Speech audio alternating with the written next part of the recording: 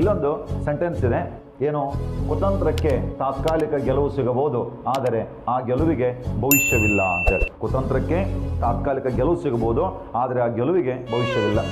ನೀವು ಒಂದು ಹಂತದಲ್ಲಿ ಬೆಳೀತಾ ಇದ್ದೀರಿ ಅಂತಂದರೆ ನಿಮ್ಮನ್ನು ಸೋಲಿಸೋದಕ್ಕಂತಾನೆ, ನಿಮ್ಮ ಬೆಳವಣಿಗೆಯನ್ನು ಸಹಿಸಿಕೊಳ್ಳಲಾರದೇನೆ ನಿಮ್ಮನ್ನು ತುಳಿಯೋದಕ್ಕೆ ಕೆಲವು ಮಂದಿ ರೆಡಿ ಆಗ್ತಾರೆ, ಕುತಂತ್ರವನ್ನು ಆರಂಭಿಸ್ತಾರೆ. ಎಲ್ರಿಗೂ ಅದು ನನ್ನ ಜೀವನದಾಗೂ ಆಗ್ಯದ, ನಿಮ್ಮ ಜೀವನದಾಗೂ ಸಹಿತ ಆ ರೀತಿ ಆಗಿರ್ತದೆ. ನಿಮ್ಮನ್ನು ತುಳಿಯೋದಕ್ಕೆ ಪ್ರಯತ್ನ ಪಟ್ಟಾಗ ಅದೊಂದು ವೇಳೆ ನಮ್ಮ ಕಡೆ ತಪ್ಪಿತ್ತು ಅಂತಂದರೆ ಅದನ್ನು ಸರಿ ಮಾಡ್ಕೊಳ್ಳೋ ಪ್ರಯತ್ನ ಮಾಡಬೇಕು. ಒಂದು ವೇಳೆ ನಮ್ಮ ಕಡೆ ತಪ್ಪಿರಲಿಲ್ಲ ಅಂತಂದರೆ ಯಾರಿಗೂ ಯಾವನಿಗೂ ಯಾವುದೇ ಕಾರಣಕ್ಕೂ ಬಾಗಬಾರ್ದು. ಇಲ್ಲಿದೆ ಒಂದು ಸೆಂಟೆನ್ಸ್ ಇದೆ, ಕುತಂತ್ರಕ್ಕೆ ತಾತ್ಕಾಲಿಕ ಗೆಲುವು ಸಿಗಬಹುದು, ಆದರೆ ಆ ಗೆಲುವು ಶಾಶ್ವತ ಅಲ್ಲ.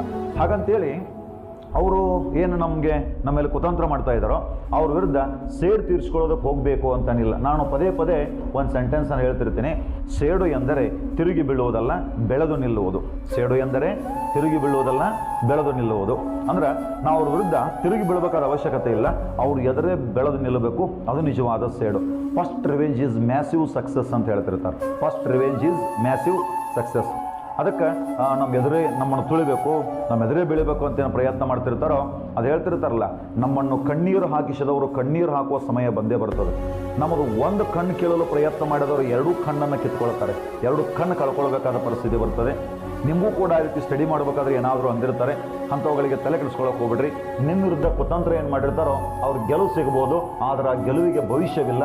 ನಾವು ಕರೆಕ್ಟಾಗಿ ಇದ್ದರೆ, ನಾವು ನಿಯತ್ತಾಗಿ ಇದ್ದರೆ ಎಷ್ಟು ವರ್ಷ ಬದುಕ್ತೀವೋ ಅಷ್ಟು ವರ್ಷ ನಾವು ನಿಯತ್ತಾಗಿದ್ದರೆ ಎಲ್ಲಿ ಬೇಕಾದಲ್ಲಿ ನಾವು ಸರ್ವೈವ್ ಆಗ್ಬೋದು ಅಂತ ಹೇಳ್ತಾ ಇವತ್ತಿನ ತರಗತಿಯನ್ನು ನಾವು ಪ್ರಾರಂಭಿಸೋಣ. ಅಲ್ಲಿ ನೆನಪಿಟ್ಕೊಂಡ್ಬಿಡ್ರಿ, ಸೇಡು ಎಂದರೆ ತಿರುಗಿ ಬೀಳುವುದಲ್ಲ, ಬೆಳೆದು ನಿಲ್ಲುವುದು, ಇದು ನಿಜವಾದ ಸೇಡು ಅಂತೇಳಿ.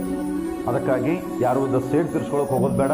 ನಮ್ಮ ಕೆಲಸ ನಾವು ಮಾಡೋಣಂತ ಫಲ ಅದು ಯಾವಾಗ ಕೊಡಬೇಕೋ, ಯಾವಾಗ ಸಿಗಬೇಕೋ ಅದು ಸಿಕ್ಕೇ ಸಿಗ್ತದೆ.